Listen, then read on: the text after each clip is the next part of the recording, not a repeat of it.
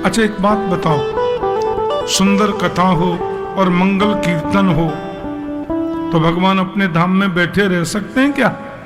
भगवान को आना पड़ेगा। पहले तो शिव पार्वती दोनों प्रकट हो गए और भगवान सांब सदाशिव कीर्तन में खूब तांडव नृत्य कर रहे हैं। शिव का तांडव नृत्य तो बड़ा अद्भुत होता है। फिर तो हमारे नारायण भगवान लक्ष्मी माता के संग आ गए। भगवान नारायण ने प्रकट होकर के दर्शन दिया और क्या बोले? किन्मत्तो वरम भाववृता गणध्वम प्रीतः कथा कीर्तन तोस्मि संप्रीतम। वरदान मांगो, क्या चाहिए? भैया आप लोगों की कथा से और कीर्तन से हम तो बड़े खुश हो गए। अब तुम्हें जो चाहिए सो हमसे मांग लो, वरदान मांग लो। बोले क्या मांगे भगवान, कथा मिल गई, इससे बड़ी चीज तो कोई है नहीं। फिर भी देना चाहते हो तो एक ही वरदान दे दो कि जब जब हम कथा सुना करें तब तब हमें आपका दर्शन मिल जाया करे। बोलो जय श्री कृष्ण। ऐसी भागवत की कथा है। श्रीमद् भागवत जी में जो 3 मंगलाचरण है, पहले ध्यान देना, पहला अध्याय चल रहा है अब। तो हम किसी भी ग्रंथ की रचना करते हैं तो उसमें देवताओं की वंदना करते हैं, किसी में शिव की वंदना, किसी में राम की वंदना, किसी में किसी और देव की वंदना। लेकिन भागवत में तो केवल सत्य की वंदना है। जन्माद्यस्य यतोन्वयादि तरतश्चार्थे स्वभिज्ञ स्वराट तेने ब्रह्म हृदय आदि कवये मुह्यन्ति यत् सूरयः।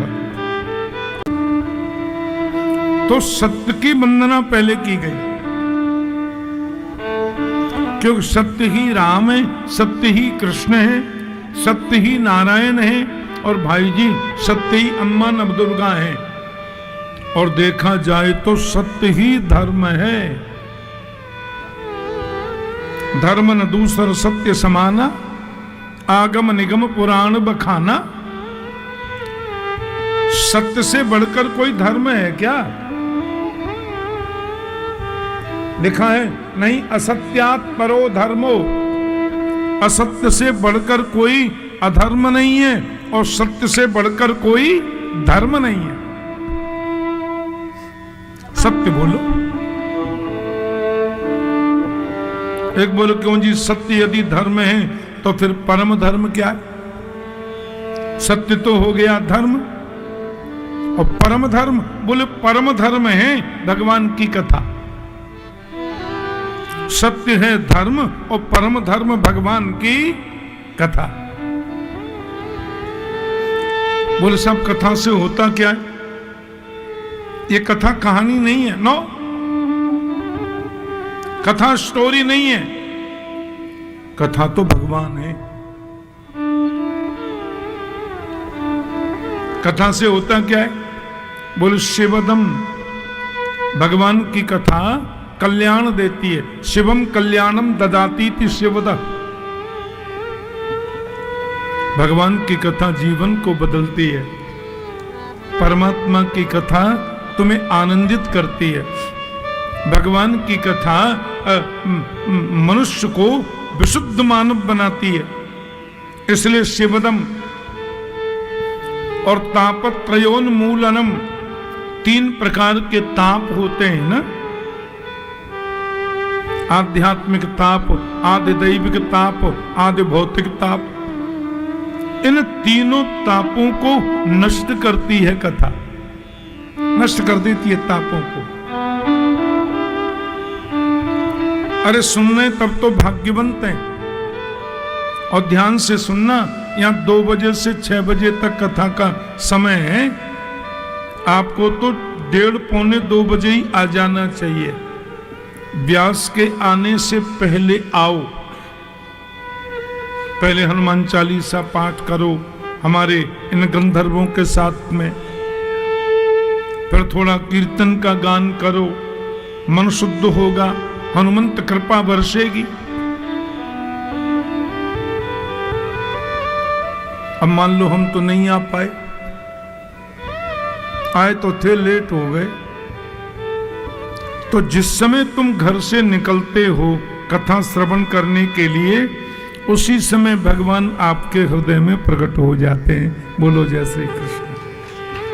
सद्यो हृदयवरुध्यते कृतिभिः शुश्रूषुभिः तत्क्षणात्, भगवान उसी समय हृदय में प्रकट हो जाते हैं।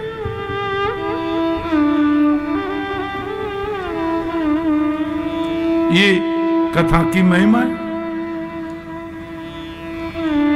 क्योंकि भागवत तो कल्प वृक्ष है।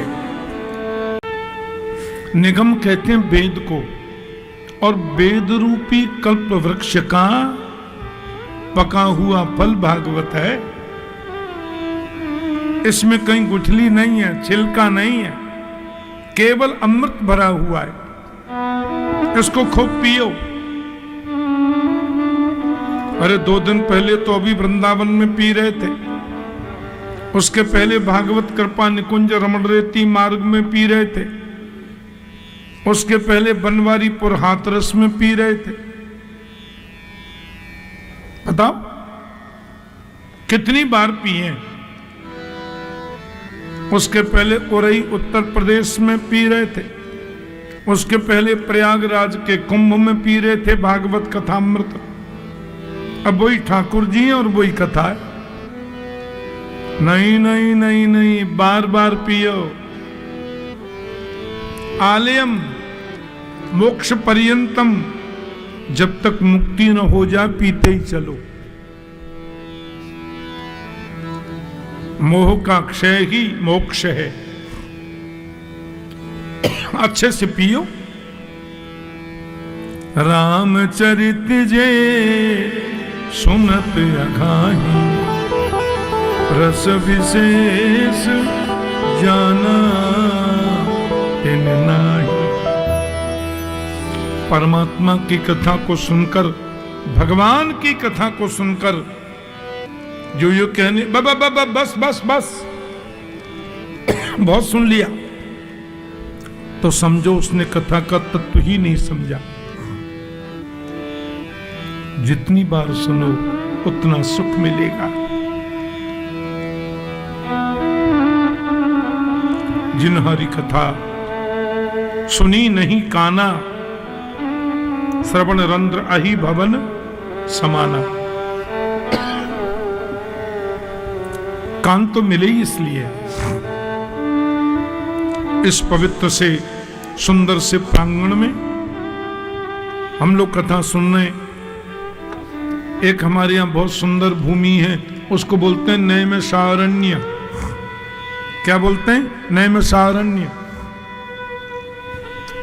एक बड़ी पवित्र गंगा बहती है वहां। उन गंगा मैया का नाम है धैनुमती या गोमती बोलो। धैनु माने गो और गो माने धैनु। और एक विशाल बटका वृक्ष है वहां। बटका जो वृक्ष है वो विश्वास का प्रतीक माना गया है, और विश्वास साक्षात शिव जी का रूप है। तो बट वृक्ष माने शंकर जी, और पीपल का वृक्ष माने विष्णु, और तुलसी मैया का वृक्ष माने साक्षात लक्ष्मी, पराम्बा जगदम्बा। बड़ा सुंदर वृक्ष है बट वृक्ष। और वहां चारों तरफ बनी है ऋषियों की कुटिया। ऐसी प्यारी प्यारी कुटिया, एक नहीं, दो नहीं, 88,000 पर्णकुटी। उनमें सब ऋषि रहते हैं। और आनंद की बात यह कि वो सभी ऋषि गृहस्थ हैं। ये गांव पूरे विप्र समाज का गांव है। यहां सब ब्राह्मण विराजमान रहते, और ब्राह्मण ऋषि होता है, जन्म से ऋषि होता है ब्राह्मण। जो नई नई खोज करे वो ऋषि।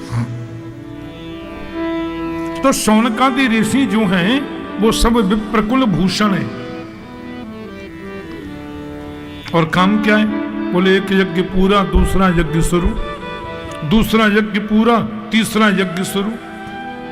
यज्ञो भाई विष्णु, यज्ञ विष्णु है भाई जी, यज्ञ करो। यज्ञ पर यज्ञ पर यज्ञ पर यज्ञ पर यज्ञ होता है। और संकल्प क्या है? कि सर्वे भवन्तु सुखिनः, सर्वे सन्तु निरामया, सर्वे भद्राणि पश्यन्तु, मा कश्चित् दुःखभाग् भवेत्। पूजा हम कर रहे हैं, कल्याण आपका हो। आरती हम कर रहे हैं, सुख आपको मिले। विश्व के कल्याण की कामना को लेकर ये ऋषि लोग यज्ञ करते हैं।